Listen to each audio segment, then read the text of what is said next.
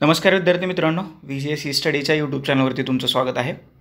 आपण UPSC prelims Indian polity जे PYQ आहेत अगदी 2011 पासून 2024 पर्यंत, तर त्या प्रश्नांचं विश्लेषण जे 200+ प्रश्न आहेत तर त्या प्रश्नांचं परीक्षेभिमुख परिपूर्ण विश्लेषण असणारी ही सिरीज आहे आणि त्या सिरीजमधलं हे ओव्हरऑल 5वं लेक्चर आहे. जर का पाठीमागचे तुम्ही 4 लेक्चर्स पाहिले नसतील तर 4 लेक्चर्स पहा. आपण उलटा आलो आहे, म्हणजे 24, 23, 22, 21 आणि 20 आपण असं उलटा आलेलो आहे. त्याच्यामुळे जी येणारी जी प्री आहे, म्हणजे MPSC असू द्या किंवा UPSC असू द्या, इथं तुम्हाला पॉलिटीमध्ये जास्तीत जास्त मार्क्स मिळवण्यासाठी ही जी लेक्चर सिरीज आहे तर अतिशय महत्त्वपूर्ण किंवा फायदेशीर ठरणार आहे. आजचं हे 5वं लेक्चर आहे आणि या सिरीजचं एक अतिशय महत्त्वाचं वैशिष्ट्य म्हणजे ही सिरीज आहे तर ती पूर्णपणे मराठी माध्यमात आहे. म्हणजे बऱ्याच जणांची ओरड असते की मराठी माध्यमात अभ्यास साहित्य उपलब्ध नाही आहे, तर त्या अभ्यास साहित्य उपलब्ध करून देण्याचा प्रयत्न आपण या लेक्चर सिरीजच्या माध्यमातून करतो आहे. तुमचा रिस्पॉन्सही याला चांगला येतो आहे. फक्त जास्तीत जास्त लोकांपर्यंत ही सिरीज शेअर करा, त्यांना आपल्या चॅनलवरती आणा, चॅनल सबस्क्राईब करायला सांगा. ओके, जे काही नवीन इनिशिएटिव्ह चालले ते सुद्धा त्यांच्यापर्यंत न विसरता पोहोचवा. आणि ही ज्या सिरीजची जी PDF आहे की जी आत्ता मी तुम्हाला स्क्रीनवरती दाखवतो आहे, तर ती PDF तुम्हाला VJSE स्टडीच्या टेलिग्राम चॅनलवरती फ्री ऑफ कॉस्ट उपलब्ध आहे. तिथून ती तुम्ही डाउनलोड करा, त्याची प्रिंट काढा आणि ही लेक्चर्स पाहत असताना ती PDF सोबत राहू द्या. जास्तीची जी मी इन्फॉर्मेशन माहिती सांगतोय तर ती त्या PDFवरती नोट डाऊन करा. ओके, आणि जर का कोणाला PDF सापडत नसेल तर माझा कॉन्टॅक्ट नंबरवरती कॉल मेसेज करू शकता, तुम्हाला PDF फॉरवर्ड केली जाईल. पुण्यात राहत असाल तर पुण्यातले जेवढे लिडिंग झेरॉक्स सेंटर आहेत की जे कॉम्पिटेटिव्ह एक्झामशी संबंधित झेरॉक्स करतात तर तिथं तुम्हाला ही PDF फ्री ऑफ कॉस्ट उपलब्ध आहे. ओके, आणि संपूर्ण सिरीज तुम्हाला या आपल्या VJSE स्टडीच्या यूट्यूब चॅनलवरती फ्री ऑफ कॉस्ट आहे. याशिवाय जर का तुम्ही इंस्टाग्राम, टेलिग्राम, फेसबुक, व्हॉट्सअप या इतर 4 सोशल मीडियावरती कनेक्ट झाला नसाल तर त्याही सोशल मीडियाच्या लिंक्स तुम्हाला खाली दिलेल्या आहेत. त्या लिंकवरती क्लिक करून आमच्यासोबत जोडले जा. ओके, चला मग सुरुवात करूया. 5व्या लेक्चरमधला आजचा पहिला प्रश्न तुमच्या स्क्रीनवरती आहे. प्रश्न नीट वाचा. एक विधान त्यांनी सरळ सरळ दिले आणि आपल्याला ऑप्शन निवडायचे आहेत. संसदीय शासन पद्धती अशी असते ज्यामध्ये काय असतं ते तुम्हाला सांगायचं आहे. संसदीय शासन पद्धती, पार्लमेंटरी डेमोक्रेसी काय असते त्याच्याबद्दल तुम्हाला सांगायचं आहे. पार्लमेंटरी डेमोक्रेसी हा शासनाचा एक कॅबिनेट प्रकार आहे. ओके, आणि हे कॅबिनेट प्रकार तुम्हाला जगात कुठं कुठं पाहायला मिळतो? भारतात, ब्रिटनमध्ये, कॅनडामध्ये आणि ऑस्ट्रेलियामध्ये, बरोबर.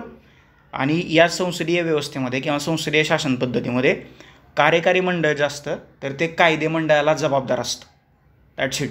भारतात जर का पाहायचं झालं तर भारताचा राज्यप्रमुख राष्ट्रपती आहे आणि भारताचा शासन प्रमुख पंतप्रधान आहे. ही संसदीय शासन पद्धती आहे तर जगातल्या 4 महत्त्वाच्या देशांमध्ये आपल्याला आढळून येते. आणि ज्यावेळेस आपली घटना तयार होत होती तर यावेळेस जगातल्या 50+ देशांच्या राज्यघटनेचा अभ्यास करून ह्या संसदीय शासन पद्धतीबद्दलच्या बऱ्याचशा चांगल्या तरतुदी आपण राज्यघटनेत स्वीकारलेल्या आहेत. ते आपण संविधानाच्या वैशिष्ट्यामध्ये पाहिलेलं आहे, बरोबर. याशिवाय कलम 75(3), आता सगळ्यात महत्त्वाचं कलम 75 ते 78 ही जी 5 कलमं आहेत तर ते केंद्रीय मंत्री आणि महान्यायवादाबद्दलची तरतुदी करणारी ही 5 कलमं आहेत. त्याच्यामध्ये कलम 74 राष्ट्रपतींना सहाय्य आणि सल्ला देण्यासाठी मंत्रिमंडळ, कलम 75 मंत्र्याशी संबंधित इतर तरतुदी आणि कलम 75(3) काय सांगते? मंत्रिमंडळ हे सामूहिकरित्या लोकसभेला जबाबदार असेल. मी मागाशी सांगितल्याप्रमाणे या संसदीय शासन पद्धतीमध्ये कार्यकारी मंडळ, कायदे मंडळ आणि न्यायमंडळ, संसदीय शासन व्यवस्थेची ही 3 अंग आहेत. तर त्याच्यातलं कार्यकारी मंडळ जे आहे तर ते कायदे मंडळाला जबाबदार असतं. आणि हे जे मंत्रिमंडळ किंवा कार्यकारी मंडळ जे म्हटलो तर ते कलम 75(3) नुसार सामूहिकरित्या भारताच्या संसदेतल्या एका गृहाला, त्याचं नाव आहे लोकसभेला, ते लोकसभेला जबाबदार असतं. ओके, आलं लक्षात? समजलं? ह्या प्रश्नाचं आपल्याला बरोबर उत्तर शोधायचं आहे. बघा, संसदीय शासन पद्धती अशा असते की ज्यामध्ये संसदेतील सर्व राजकीय पक्ष सरकारमध्ये प्रतिनिधित्व करतात. सर्व राजकीय पक्ष नाही, ज्याला बहुमत मिळाले, ज्याला निवडून आला आहे तो, म्हणजे पहिलं विधान चुकीचं आहे. दुसरं बघा, सरकार संसदेला जबाबदार असतं आणि ते संसदेद्वारे हटवलं जाऊ शकतं. बरोबर ना? मी मागाशी सांगितल्याप्रमाणे की कार्यकारी मंडळ कायदे मंडळाला जबाबदार असतं आणि जे मंत्रिमंडळ असतं तर ते सामूहिकरित्या लोकसभेला जबाबदार असतं. आणि लोकसभेने जर का नो कॉन्फिडन्स मोशन, अविश्वासदर्शक ठराव जर का पास केला आणि तो पारित झाला तर मंत्रिमंडळाला रिझाईन करायला लागतं, राजीनामा द्यायला लागतो. त्याच्यामुळं बी जे विधान आहे तर ते बरोबर आहे. सी विधान काय म्हणते बघा, सरकार लोकांद्वारे निवडलं जातं आणि लोक ते हटवू शकतात. सरकार लोकांद्वारे निवडलं जातं हे बरोबर आहे, परंतु ते लोकांना हटवण्याचा अधिकार नाही. ओके, लोक काय संसदेत जाऊन नो कॉन्फिडन्स मोशन आणणार नाहीत, तिथले जे संसदेतले जे सदस्य असतात तर ते आणतात, त्याच्यामुळे सी चुकीचं आहे. डी काय म्हणते बघा, सरकार संसदेद्वारे निवडलं जातं परंतु निश्चित कालावधी पूर्ण होण्यापूर्वी ते काढून टाकलं जाऊ शकत नाही. असं काय नाही, काढून टाकलं जाऊ शकतं. जर का तुम्ही बहुमत गमावलं तर त्यांना राजीनामा द्यावा लागतो. जर का मग अविश्वासाचा ठराव मंजूर झाला तरीसुद्धा सरकारला राजीनामा द्यायला लागतो. ते मुदतीपूर्वी काढून टाकलं जाऊ शकतं. तशी 5 वर्षाची मुदत आहे पहिल्या बैठकीपासून, परंतु बहुमत गमावलं किंवा अविश्वास प्रस्ताव मंजूर झाला तर सरकार जो 5 वर्षाचा कालावधी आहे त्याच्या अगोदरही काढून टाकलं जातं किंवा त्यांना राजीनामा द्यावा लागतो. याचं उत्तर आहे बी हा पर्याय. संसदीय शासन पद्धती म्हणजे अशी असते की ज्यामध्ये सरकार संसदेला जबाबदार असतं आणि ते संसदेद्वारे हटवलं जाऊ शकतं. That's it. समजलं? आलं लक्षात? अविश्वास ठराव ही जी संकल्पना आहे तर याचा भारताच्या राज्यघटनेमध्ये कुठेही उल्लेख नाही. लोकसभेचे जे कामकाजाचे नियम आहेत तर त्या नियमानुसार हा अविश्वासाचा ठराव जो आहे तर तो आणला जातो आणि फक्त तो लोकसभेतच मांडता येतो, राज्यसभेत मांडता येत नाही. बरोबर? समजलं? पुढचा प्रश्न तुमच्या स्क्रीनवरती आला आहे. भारतीय संविधानाच्या कोणत्या भागात कल्याणकारी राज्याचा आदर्श घोषित केला आहे? म्हणजे कुठं तुम्हाला कल्याणकारी राज्याची तरतूद जी आहे तर ती पाहायला मिळते. बघा, मूलभूत अधिकार इथं राज्याबद्दल नाही बोललं गेलं, लोकांबद्दल बोललं गेले. बी गेला. प्रस्तावना ओव्हरऑल संविधानात काय आहे ते सांगते, त्याच्यामुळे इथं राज्याबद्दल बोललं गेलं नाही. तिथं मूलभूत हक्क, स्वातंत्र्य, कर्तव्य सगळ्याबद्दल बोललं गेले. सी गेला.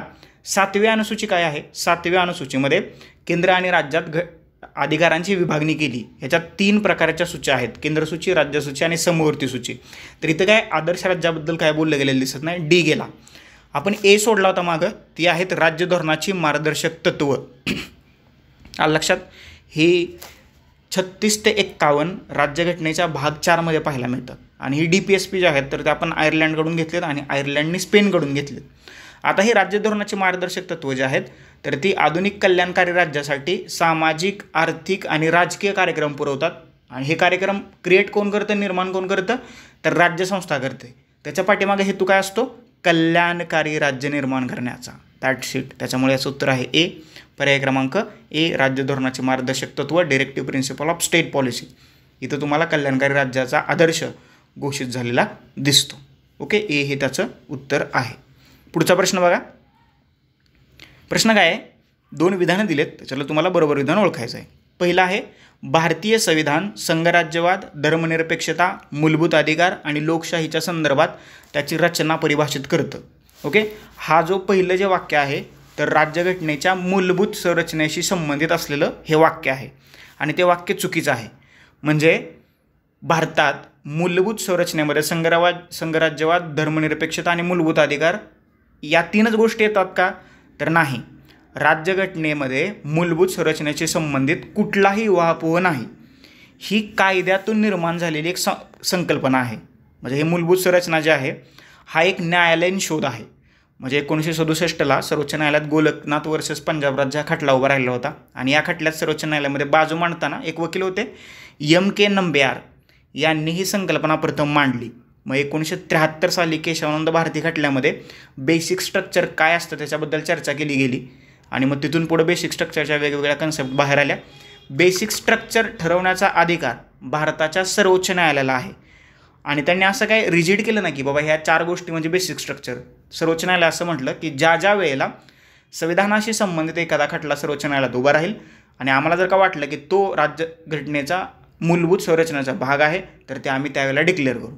ओके, असे काही 3च घटक येत नाहीत, त्याच्यामुळे पहिलं वाक्य चुकीचं आहे. दुसरं वाक्य बघा काय म्हणते. भारतीय संविधान नागरिकांच्या स्वातंत्र्याचं रक्षण करण्यासाठी आणि संविधान ज्या आदर्शावर आधारित आहे ते जतन करण्यासाठी न्यायिक पुनर्विलोकन करण्याची तरतूद करते. सगळ्यात महत्त्वाची गोष्ट ही न्यायिक पुनर्विलोकन किंवा ज्युडिशियल रिव्ह्यूची जी तरतूद आहे तर भारताच्या राज्यघटनेत किंवा भारतात आली कुठून, राज्यघटनेत नाही म्हणता येणार परंतु भारतात आली कुठून, तर ही आलेली आहे अमेरिकेकडून. अमेरिकेत कुठून आली तर अमेरिकेच्या आणि भारताच्या संविधानात या न्यायिक पुनर्विलोकनाचा कुठंही स्पष्ट उल्लेख करण्यात आलेला नाही. ही सगळ्यात महत्त्वाची गोष्ट. म्हणजे तुम्ही म्हणाल ना मग कलम 137 काय म्हणते? कलम 137 सांगते सर्वोच्च न्यायालयाकडून निकालपत्र किंवा आदेशाचं पुनर्परीक्षण. परंतु तिथं पर्टिक्युलर त्यांनी न्यायिक पुनर्विलोकन म्हटलंय का? तर नाही म्हटलं. वेगवेगळ्या कायद्यांचा निर्णय, वेगवेगळ्या खटल्यांचा निर्णय देताना ही असलेली एक निर्माण केलेली एक प्रक्रिया आहे. ओके, त्याच्यामुळे दुसरंसुद्धा जे विधान आहे तर ते चुकीचं आहे. त्याच्यामुळे या प्रश्नाचं उत्तर आहे 1 आणि 2 दोन्ही विधानं जी आहेत तर ती चुकीची आहेत. समजलं? आलं लक्षात? पुढचा प्रश्न, गांधीवाद आणि मार्क्सवाद यांच्यातील एक समान घटक कोणता ते तुम्हाला सांगायचं आहे. गांधीवाद आणि मार्क्सवाद तुम्हाला माहीत असेल, गांधीजी स्पिरिच्युअलिझमबद्दल बोलतात, अध्यात्मवादाबद्दल बोलतात. मार्क्स मटेरियलिझमबद्दल बोलतो, भौतिकवादाबद्दल मार्क्स बोलतो. गांधीजी आणि मार्क्स यांच्यामध्ये एक समान दुवा होता. दोघांनाही जातीविरहित म्हणजे कास्टलेस आणि राज्यविरहित, स्टेटलेस आणि वर्गविरहित म्हणजे क्लासलेस, सॉरी जात नाही क्लास म्हणायचं होतं, क्लासविरहित म्हणजे क्लासलेस आणि स्टेटलेस सोसायटी निर्माण करायची होती, समाज निर्माण करायचा होता. तर दोघात एक समान घटक कुठला आहे? ए, राज्यविरहित समाजाची निर्मिती या दोघांना करायची होती. आता ही राज्यविरहित समाजाची निर्मिती जी आहे तर ही कशी करायची होती, कसं करता येईल? तर मार्क्सवाद्यांच्या मते किंवा मार्क्सवादाच्या मते भांडवलशाहीला नष्ट करून, उत्पादनाच्या साधनांची सामाजिक मालकी करून आणि सक्तीचे श्रम करून आपल्याला राज्यविरहित किंवा क्लासलेस सोसायटी निर्माण करता येईल. आणि गांधीवादांच्या मते विश्वस्त सिद्धांत म्हणजे ट्रस्टीशिपची कन्सेप्ट म्हणजे जी सार्वजनिक मालमत्ता आहे तर सार्वजनिक मालमत्तेचा कुणीही एक मालक नाही आहे तर सर्वजण त्याचे विश्वस्त आहोत, या पद्धतीनं आपल्याला स्टेटलेस किंवा क्लासलेस सोसायटी निर्माण करता येईल.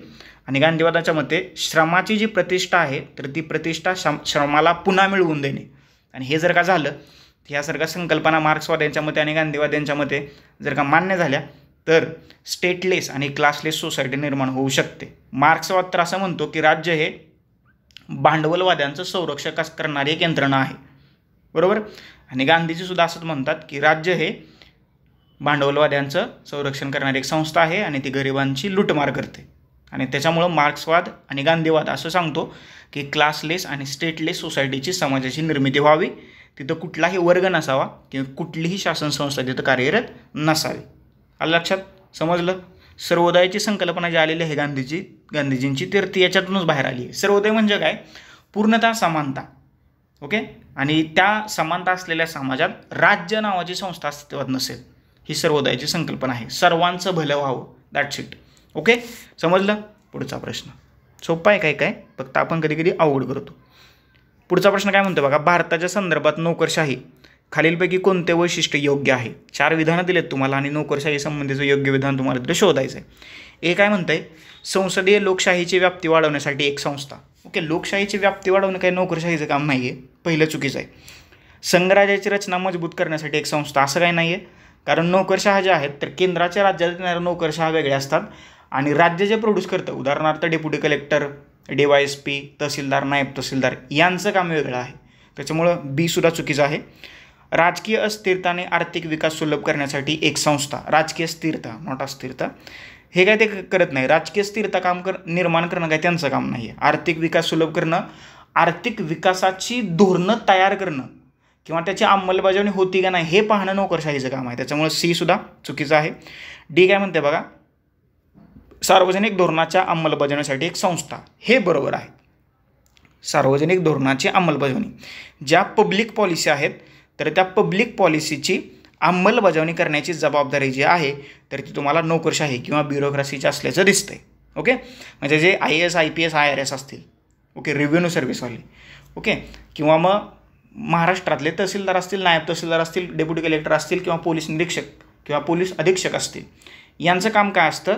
सार्वजनिक धोरणं जी आहेत तर त्याची व्यवस्थितपणे अंमलबजावणी करणं, ह्या नोकरशाहीचं हे काम असतं. डी हा ऑप्शन आहे तर त्याचं आपल्याला इथं बरोबर उत्तर असल्याचं दिसतंय. समजलं? आलं लक्षात? पुढचा प्रश्न, भारतीय संविधानाची प्रस्तावना ही, प्रस्तावनेबद्दल त्यांनी प्रश्न विचारला आहे. बघा, काय संविधानाचा भाग आहे परंतु त्याचा कोणताही कायदेशीर प्रभाव नाही. कायदेशीर प्रभाव आहे थोडा, तो इतर भागापेक्षा स्वतंत्र नाही, त्याच्यामुळे ए चुकीचा आहे. संविधानाचा भाग नाही, पहिलं चुकीचं आहे. संविधानाचा भाग आहे, तो संविधानाचा भाग आहे आणि त्याचा इतर कोणत्याही भागासारखाच कायदेशीर प्रभाव आहे. ओके, हे सुद्धा चुकीचं आहे. बघा, प्रस्तावनेवरती किती किचकट प्रश्न त्यांनी विचारला आहे. याचं बरोबर उत्तर हे आहे, भारताची राज्यघटनेची प्रस्तावना हा संविधानाचा भाग आहे, परंतु इतर भागांपेक्षा स्वतंत्रपणे कोणतेही कायदेशीर त्याचा प्रभाव नाही. म्हणजे इतर भागांचा जसा स्वतंत्र प्रभाव आहे तसा प्रस्तावनेचा स्वतंत्र कोणताही कायदेशीर प्रभाव नाही. आणि हे कुठं त्यांनी सांगितले, केशवानंद भारती खटला 1973. हे संविधानाची प्रस्तावना जी आहे तर ही काय सांगते आपल्याला, संविधानाचे आदर्श, उद्दिष्ट आणि मूलभूत तत्वे या गोष्टी आपल्याला संविधानाच्या प्रास्ताविकातून पाहायला मिळतं. 1995ला सर्वोच्च न्यायालयात LIC ऑफ इंडिया खटला उभा राहिला होता आणि या खटल्यामध्ये सर्वोच्च न्यायालयाने निर्णय देताना असं म्हटलं की प्रस्तावना हा संविधानाचा अविभाज्य integrated part of Indian constitution, संविधानाचा अविभाज्य भाग आहे, परंतु न्यायालयात ती थेट लागू करता येत नाही. त्याची उद्दिष्टे विविध कायदे आणि धोरणाद्वारे अंमलात आणली जातील. LIC ऑफ इंडिया खटला 1995 सुप्रीम कोर्टाचं स्टेटमेंट किंवा जजमेंट आहे. ओके, डी हे या प्रश्नाचं बरोबर उत्तर आहे. समजलं? चलो आगे बढो. पुढचा प्रश्न बघा, भाग 4 बद्दल आहे. संविधानाच्या भाग 4 मध्ये असलेल्या तरतुदीच्या संदर्भात कोणतं विधान बरोबर आहे ते आपल्याला ओळखायचं आहे. ओके, बरोबर असणारी विधानं 3 विधानं तुम्हाला स्क्रीनवरती दिलेली आहेत. भाग 4 ते न्यायालयाद्वारे लागू केले जातील नाही. हे भाग 4 काय आहे ते पहिल्यांदा तुम्हाला माहीत असायला पाहिजे. भाग 4 आहे कलम 36 ते 51 ह्या कलमांचा त्याच्यामध्ये समावेश होतो आणि याच्यामध्ये directive principle of state policy, राज्य धोरणाची मार्गदर्शक तत्व तुम्हाला इथं पाहायला मिळतात. आणि ही जी तत्व आहेत तर ते आपण आयर्लंड या देशाच्या राज्यघटनेतून घेतलेली आहेत आणि आयर्लंडने जी ही तत्व आहेत तर ती स्पेनकडून घेतलेली आहेत. म्हणजे असं लक्षात ठेवा, भारताने घेतली आयर्लंडकडून आणि आयर्लंडने घेतली स्पेनकडून. दॅट्स इट, एवढं लक्षात ठेवा. तसा प्रश्न आयोगाने विचारलेला आहे. ओके, ही न्यायालयाद्वारे लागू केली जातील का, तर नाही केली जातील. मग होय, कारण कलम 37 काय म्हणते बघा, कलम 37 जर का तुम्ही म्हणजे ह्या कशाचं DPSPचं पाहिलं तर त्याच्यामध्ये त्यांनी सरळ असं म्हटलं आहे की मार्गदर्शक तत्वांचं उपाययोजन, आणि त्याच्यामध्ये सब क्लॉज असं सांगितलं आहे की ही न्यायालयाद्वारे लागू होणार नाहीत, ती नॉन जस्टिसेबल आहेत. ओके, समजतं आहे का? त्याच्यामुळे पहिलं जे विधान आहे तर ते चुकीचं आहे. दुसरं विधान, ते कोणत्याही न्यायालयाद्वारे लागू केली जाणार नाहीत, कलम 37 बरोबर आहे. तिसरं काय, या भागात मांडलेली तत्वे राज्याद्वारे कायदा बनवण्यावर प्रभाव पाडण्यासाठी आहेत. बरोबर आहे ना, राज्य जेव्हा एखादा कायदा बनवेल तर त्याच्यावरती या DPSPचा प्रभाव असल्याचं आपल्याला दिसतं. त्याच्यामुळे तिसरं विधान बरोबर आहे. 2 आणि 3 ही विधानं बरोबर आहेत. डी हा जो ऑप्शन आहे तर याचं बरोबर उत्तर आहे. ही राज्य धोरणाची मार्गदर्शक तत्वे जी आहेत तर ती सामाजिक आणि आर्थिक लोकशाही प्रस्थापित करण्याचं काम जे आहे तर ही राज्य धोरणाची मार्गदर्शक तत्व आपल्याला करत असताना दिसून येते. आणि जे आपले फंडामेंटल राईट्स आहेत किंवा जे मूलभूत अधिकार आहेत तर ते भारतात राजकीय लोकशाही प्रस्थापित करण्याचं काम जे आहे तर ते करत असतं. समजलं? आलं लक्षात? चलो आगे बढो. पुढचा प्रश्न आहे, कुठे गेला पुढचा प्रश्न? हां आहे, घाबरू नका. खालील विधानं विचारात घ्या. तुम्हाला 2 विधानं दिलेत आणि त्याच्यात तुम्हाला बरोबर विधान ओळखायचं आहे. प्रश्न थोडासा इंटरेस्टिंग आहे. पहिलं विधान काय म्हणते बघा, भारतीय संविधानानुसार मतदान करण्यास पात्र असलेली व्यक्ती, ओके, मतदान करण्यास पात्र असलेली व्यक्ती त्या राज्याच्या विधिमंडळाचा सदस्य नसली तरीही तिला 6 महिन्यासाठी राज्यात मंत्री बनवता येतं. हे वाक्य ॲब्सोल्युटली चुकीचं आहे. कसं काय मी तुम्हाला सांगतो. बघा, कलम 326 नुसार तुम्हाला अडल्ट फ्रँचाईज दिले, म्हणजे काय, ज्यांनी वयाची 18 वर्ष पूर्ण केलेली आहेत ती व्यक्ती लोकसभा, विधानसभा, स्थानिक स्वराज्य संस्था आणि नागरी स्थानिक स्वराज्य संस्थांमध्ये मतदान करायला काय असते, इलिजिबल असते किंवा पात्र असते. परंतु तुम्हाला जर का लोकसभेची, विधानसभेची, राज्यसभेची आणि विधान परिषदेची निवडणूक लढवायची असेल तर तुम्ही एक वयाचा ठराविक क्रायटेरिया पार केला असायला पाहिजे. म्हणजे लोकसभा आणि विधानसभेची जर का निवडणूक लढवायची असेल तर तुम्ही वयाची 25 वर्ष पूर्ण केली असली पाहिजेत. आणि जर का तुम्हाला राज्यसभेची आणि विधान परिषदेची निवडणूक लढवायची असेल तर तुम्ही वयाची 30 वर्ष पूर्ण केलेली असायला पाहिजेत. मग पहिलं वाक्य काय म्हणते बघा, मतदान करायला पात्र आहे म्हणजे त्याने वयाच्या 18 वर्ष पूर्ण केलेत, परंतु मग राज्याच्या विधिमंडळासाठी, विधानसभेसाठी 25 आहे आणि विधान परिषदेसाठी 30 आहे. जर का त्याचं 25 किंवा 30 वय नसेल तर मग तो निवडणूक कशी काय लढवू शकणार. That's it. म्हणजे निवडणूक लढवताना त्याला 6 महिन्यासाठी मंत्री व्हायला येतं, परंतु त्यांनी वयाचा क्रायटेरियाच पूर्ण केला नाही तर तो मंत्री कसं काय होणार. त्याच्यामुळे एक जे आहे तर ते चुकीचं आहे. ओके, आता हे कलम 75(5) जे आहे तर त्याच्यामध्ये सभागृहाचा सदस्य नसलेली व्यक्ती 6 महिन्यासाठी मंत्री होऊ शकते. ही तरतूद तुम्हाला तिथं पाहायला मिळते संसदेच्या बाबतीत. ओके, हे पहिलं विधान चुकीचं आहे. दुसरं विधान काय म्हणते बघा, लोकप्रतिनिधी कायदा 1951, ओके, 52वी घटना दुरुस्ती 1985 नुसार या पक्षांतरबंदी कायदा करण्यात आला आणि बऱ्याचशा तरतुदी करण्यात आल्या. या कायद्यानुसार फौजदारी गुन्ह्यात दोषी ठरलेली आणि 5 वर्षाच्या तुरुंगवासाची शिक्षा झालेली व्यक्ती तुरुंगातून सुटल्यानंतरही निवडणूक लढवण्यास कायमचे अपात्र असते. आता हा लोकप्रतिनिधी कायदा जो आहे 1951चा, तर त्याच्या सेक्शन 8मध्ये डिस्क्वालिफाय कोणाला करायचं तर त्याच्याबद्दलची कारणं सांगितलीत. पहिलं कारण सांगितलं आहे टेरर फायनान्सिंग, म्हणजे दहशतवादींचा पैसा जर का घेतला असेल तर. दुसरं प्रमोटिंग इनिमिटी बिटवीन 2 ग्रुप्स, म्हणजे 2 गटांमध्ये शत्रुत्वाची भावना निर्माण करणं. आणि तिसरं आहे डावरी किंवा हुंडा घेतला असेल तर या 3 कारणानुसार किंवा 3 क्रायटेरियानुसार एखाद्या सदस्याला डिस्क्वालिफाय केलं जाऊ शकतं. ओके. आणि जर का त्याला शिक्षा झाली तर त्याला शिक्षा भोगून आले तर त्याला 5-6 वर्ष फक्त निवडणूक लढवता येत नाही. म्हणजे राहुल गांधींना तुम्ही पाहिलं असेल की 6 वर्षासाठी बॅन केलं होतं, परंतु ते आरोप खोटे निघाले आणि सर्वोच्च न्यायालयानं सत्ताधारी पक्षाला दणका दिला आणि मग त्यांना पुन्हा त्यांचं सदस्यत्व बहाल केलेलं आपल्याला माहीतच आहे.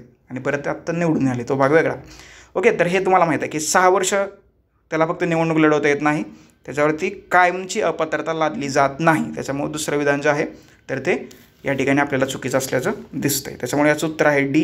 1 आणि 2 दोन्ही ऑप्शन या ठिकाणी बरोबर नाहीत. समजलं?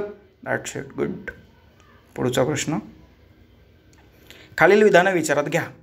3 विधानं दिलेत आणि त्याच्यातलं आपल्याला बरोबर विधान ओळखायचं आहे किंवा बरोबर विधान शोधायचं आहे. काही विधान आहेत बघा. भारताचे राष्ट्रपती त्यांना वाटेल त्या ठिकाणी संसदेचं अधिवेशन बोलावू शकतात. हे बरोबर आहे का? तर हे ॲब्सोल्युटली बरोबर आहे. कलम 85 काय सांगते? संसदेचं अधिवेशन किंवा सत्र समाप्ती आणि बरखास्ती याच्याबद्दलच्या तरतुदी आहेत तर त्या कलम 85मध्ये आहेत. आणि कलम 85च्या सबकलम किंवा उपकलम 1 नुसार भारताचे राष्ट्रपती त्यांना वाटेल त्या ठिकाणी संसदेचं अधिवेशन बोलावू शकतात. कलम 85(1) नुसार पहिलं विधान बरोबर आहे. दुसरं विधान काय म्हणते बघा. भारतीय संविधानात संसदेच्या वर्षातून 3 अधिवेशनाची तरतूद आहे, परंतु 3 अधिवेशने आयोजित करणं बंधनकारक नाही. तर भारताच्या संविधानात संसदेच्या अधिवेशनाच्या म्हणजे 3 अधिवेशनाची कुठलीही तरतूद नाही, ही गोष्ट लक्षात ठेवा. त्याच्यामुळे दुसरं विधान चुकीचं आहे. तशी 3 सेशन घेतले जातात. एक बजेट सेशन असतं, मान्सून सेशन असतं आणि विंटर सेशन असतं. ओके. पावसाळी, हिवाळी आणि अर्थसंकल्पीय अधिवेशन हे वर्षातून 3 अधिवेशनं होतात. आणि 2 अधिवेशनादरम्यानचा पिरियड जो आहे तर तो 6 महिन्यापेक्षा जास्त नसायला पाहिजे अशी मात्र तरतूद करण्यात आलेली आहे. ओके. आणि हे 3 सेशन घेतले जातात. जर का एका वर्षात 3 सेशन घ्यायचे असतील तर मग तो पिरियड 6 महिन्यापेक्षा कमीच असायला पाहिजे आणि ते ऑब्व्हियसली मग 3 सेशन होतात. तिसरं विधान बघा. संसदेला वर्षातून किमान किती दिवस बैठक घेणं आवश्यक आहे याची कोणतीही तरतूद नाही. तर हे विधान मात्र बरोबर आहे. म्हणजे मी मागाशी सांगितलं तुम्हाला हे 3 सेशनची तरतूद वगैरे काय संविधानात नाही आहे.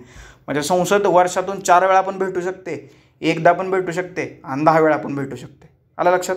ते असं कुठलंही बंधन नाही आहे की एवढ्या बैठकी झाल्या पाहिजेत, तेवढ्या बैठकी झाल्या पाहिजेत. त्याच्यामुळे या प्रश्नाचं उत्तर आहे पर्याय क्रमांक डी. डी हा ऑप्शन बरोबर आहे. विधान 2 आणि 3 हे याचं अचूक उत्तर या ठिकाणी आपल्याला असल्याचं दिसतंय. समजलं? आलं लक्षात? पुढचा प्रश्न तुमच्या स्क्रीनवरती आलेला आहे. राज्यसभेला लोकसभे इतकेच अधिकार कुठं असतात ते तुम्हाला सांगायचं आहे. म्हणजे राज्यसभा आणि लोकसभा यांना समान अधिकार कुठं आहेत ते शोधायचं आहे.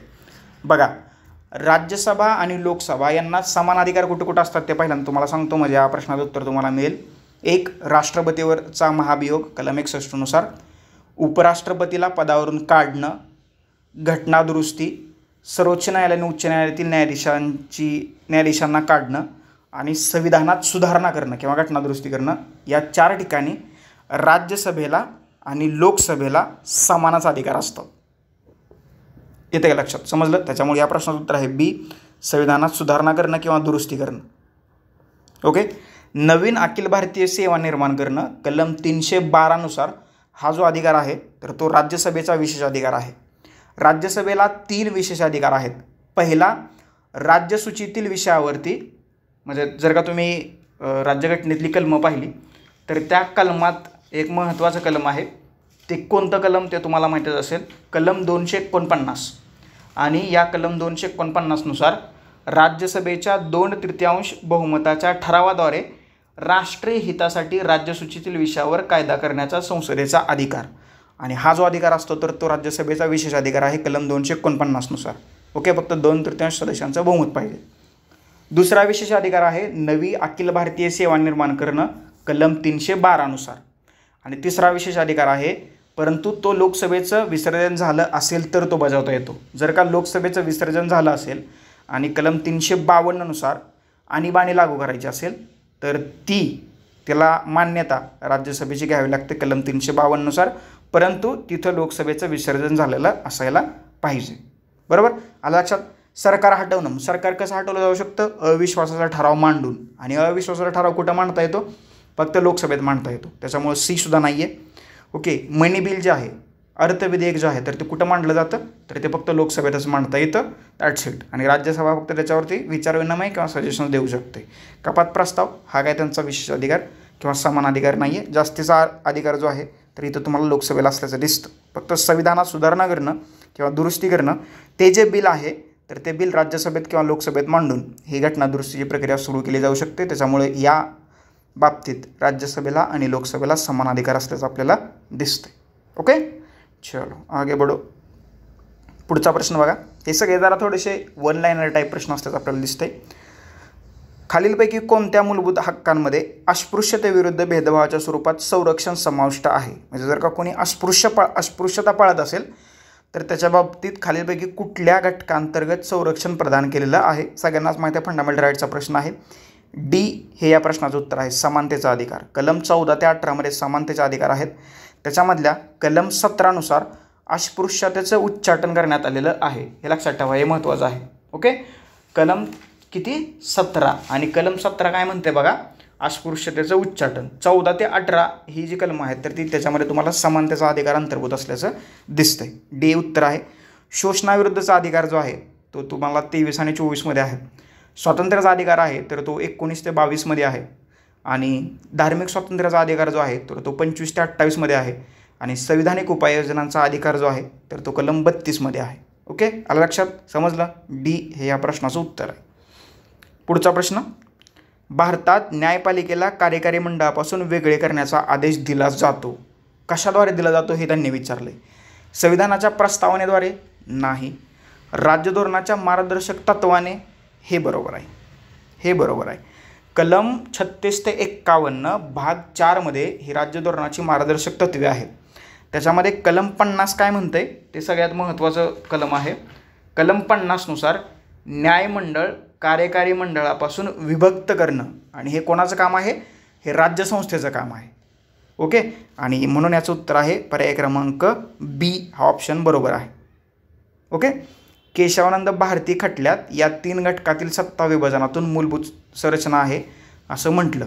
म्हणजे कार्यकारी मंडळ, न्यायमंडळ आणि कायदे मंडळ या 3 घटकात सत्ता विभाजन होणं हे राज्यघटनेची मूलभूत संरचना आहे असा निकाल सर्वोच्च न्यायालयानं आपल्याला दिल्याचं दिसतंय. बी हे त्याचं आधुनिकच नाही, बरोबर उत्तर आहे. चला पुढे एक अजून एक इंटरेस्टिंग प्रश्न आलाय. संविधानिक सरकार म्हणजे त्याची व्याख्या तुम्हाला सांगायची आहे. काय व्याख्या आहे? संविधानिक सरकार म्हणजे याची व्याख्या आहे डी मर्यादित सरकार. बघा, संविधान हे सरकारनं काय केलं पाहिजे किंवा काय करायला पाहिजे हे सांगतं.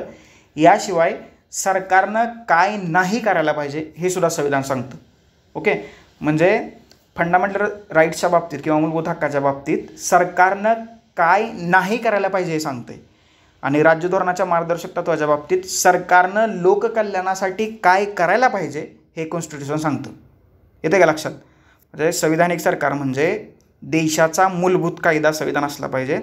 आणि संविधानिक सरकारचा मुख्य घटक काय आहे? रूल ऑफ लॉ किंवा बेसिक लॉ आहे का भारतात? आहे. म्हणजे संविधानिक सरकार म्हणजे काय? तर मर्यादित सरकार, लिमिटेड गव्हर्नमेंट, हे लक्षात ठेवा. बरोबर, डी हे त्याचं बरोबर उत्तर आहे. पुढचा प्रश्न.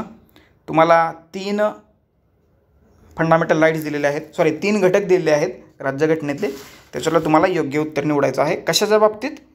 मूलभूत हक्कांव्यतिरिक्त भारतीय संविधानाच्या खालीलपैकी कोणता भाग मानवी हक्कांचा सार्वत्रिक घोषणापत्र 1948 हे युनायटेड नेशनचं घोषणापत्र आहे त्यातील तत्वे आणि तरतुदी प्रतिबिंबित करतं? काय काय कशामध्ये ते हे या मानवी हक्काचे म्हणजे universal declaration of human rights. Okay, याला युनायटेड नेशनच्या जनरल असेंब्लीने 1948 मध्ये हे स्वीकारली. बरोबर, आणि मग त्यावेळेसपासून त्याची अंमलबजावणी सुरू झालेली आहे. लोकांचं कल्याण साधणं हा ह्याच्या पाठीमागचा एक कोर उद्दिष्ट असल्याचं आपल्याला दिसून येतं आहे. बघा, प्रस्तावनेनं न्याय प्रस्थापित करायचा, सामाजिक राजकीय आणि आर्थिक न्याय, समानता प्रस्थापित करायचे, स्वातंत्र्य आपल्याला प्रस्थापित केले, त्याच्यामुळं पहिलं आहे ते बरोबर आहे. राज्य धोरणाची मार्गदर्शक तत्व भाग 4 मध्ये ही मार्गदर्शक तत्व आहेत 36 ते 51. त्याच्यामध्ये कलम 38 काय म्हणते, कल्याणकारी राज्य. कलम 39 असमानता आपल्याला कमी करायची आहे, म्हणजे राज्यसंस्थेनं पाठपुरावा करावा अशी काही राज्य धोरणाचे मार्गदर्शक तत्व तुम्हाला त्याच्यामध्ये पाहायला मिळतील. याशिवाय कलम 39A काय आहे, त्याच्यामध्ये समान न्याय आणि कायदेशीर मोफत सहाय्याची तरतूद करण्यात आलेली आहे. कलम 41 मध्ये असुरक्षित घटकांना पाठिंबा देण्यात आलेला आपल्याला तिथं या ठिकाणी दिसतो. म्हणजेच काय, कामाचा हक्क, शिक्षणाचा हक्क आणि ठराविक प्रकरणामध्ये लोकसहाय्य या तरतुदी तुम्हाला तिथं करण्यात आल्याच्या दिसतात. याशिवाय 43 मध्ये कामगारांसाठी किमान वेतनाची तरतूद केली, त्याच्यामुळं विधान 2 जे आहेत ते सुद्धा बरोबर आहे. मूलभूत कर्तव्य काय सांगतात, भाग 4A कलम 51A मध्ये 11 सध्या मूलभूत कर्तव्य आहेत, बरोबर. आणि या मूलभूत कर्तव्यामधले कर्तव्य आहे 6 ते 14 वर्ष वयोगटातील मुलांना शिक्षण देणं हे त्यांच्या पालकांची किंवा आईवडिलांचं कर्तव्य आहे, त्याच्यामुळं तिसरं सुद्धा विधान बरोबर आहे. याचं उत्तर आहे पर्याय क्रमांक D 1, 2 आणि 3. हे तिन्हीच्या तिन्ही विधानं तुम्हाला या ठिकाणी बरोबर असल्याचं दिसतंय. समजलं, आलं लक्षात. D हा त्याचा बरोबर ऑप्शन आहे. ओके. आणि मग आजचा आपला या लेक्चरमधला शेवटचा प्रश्न तुमच्या स्क्रीनवरती आला आहे. भारतात कायदेशीर सेवा संस्था कोणत्या प्रकारच्या नागरिकांना मोफत कायदेशीर सेवा प्रदान करतात? ओके, 4 ऑप्शन दिलेत आणि त्याच्यातलं तुम्हाला बरोबर उत्तर निवडायचं आहे. आता ह्या लीगल सर्व्हिस ऑथॉरिटीज ॲक्ट 1987 हा जो कायदा आहे तर या कायदा संसदेने केला आणि याची अंमलबजावणी जी आहे तर ती 9 नोव्हेंबर 1995 नुसार व्हायला लागली. तर या कायद्यानुसार 1 लाख रुपयापेक्षा कमी वार्षिक उत्पन्न असलेली व्यक्ती तिला मोफत कायदेशीर सहाय्य दिलं जाऊ शकतं. पहिलं विधान बरोबर आहे. दुसरं विधान काय म्हणते, 2 लाख रुपयापेक्षा कमी वार्षिक उत्पन्न असलेले तृतीयपंथी यांनासुद्धा मोफत कायदेशीर सहाय्य दिलं जाऊ शकतं. 3 लाखापेक्षा कमी मागासवर्गीय त्यांना नाही दिलं जाऊ शकत, सर्व ज्येष्ठ नागरिकांना नाही दिलं जाऊ शकत. त्याच्यामुळे याचं उत्तर आहे 1 आणि 2 हे जे उदाहरणं आहेत तर ती बरोबर आहेत. A त्याचं बरोबर उत्तर आहे, हे बरोबर आहे. बघा आता हा जो कायदा तुम्हाला मी सांगितला legal service authorities act 1987, okay, हा केंद्र सरकारचा कायदा आहे आणि या कायद्यानुसार 6 प्रकारच्या लोकांना मोफत कायदेशीर सेवा प्रदान केल्या जातात. त्याच्यातलं पहिला घटक आहे महिला आणि मुलं. दुसरा घटक आहे SC आणि STचे सदस्य, म्हणजे SC आणि ST कास्टमधील लोक. तिसरा घटक आहे औद्योगिक कामगार, इंडस्ट्रियल वर्कर. चौथा घटक आहे आपत्ती, हिंसा, पूर, दुष्काळ आणि भूकंपाचे बळी किंवा यांनी पीडित असणारे लोक, त्यांना मोफत कायदेशीर सहाय्य दिलं जातं. 5वा घटक आहे जेलमध्ये असणाऱ्या व्यक्ती, म्हणजे ज्या व्यक्ती अंडर कस्टडी आहेत तर त्यांनासुद्धा मोफत सहाय्य या कायद्याच्या माध्यमातून पुरवलं जातं. आणि 6वा महत्त्वाचा घटक आहे भीक मागण्यासाठी तस्करी केलेल्या व्यक्ती, म्हणजे ह्युमन ट्रॅफिकिंग होत असतं आणि त्यांना इतर राज्यात नेऊन किंवा इतर देशात नेऊन भीक मागायला लावली जाते, तर त्यांनासुद्धा या लीगल सर्व्हिस ऑथॉरिटीज ॲक्ट 1987 नुसार मोफत कायदेशीर सेवा प्रदान केल्या जातात. आलं लक्षात. हे 6 घटक लक्षात ठेवा. या प्रश्नाचं उत्तर आहे पर्याय क्रमांक A 1 आणि 2 हे जे ऑप्शन्स आहेत 2 तर ते या ठिकाणी बरोबर आहेत. अशा ठिकाणी हे आपण 15 प्रश्नांचं परीक्षा भिवून परिपूर्ण विश्लेषण केलेलं आहे.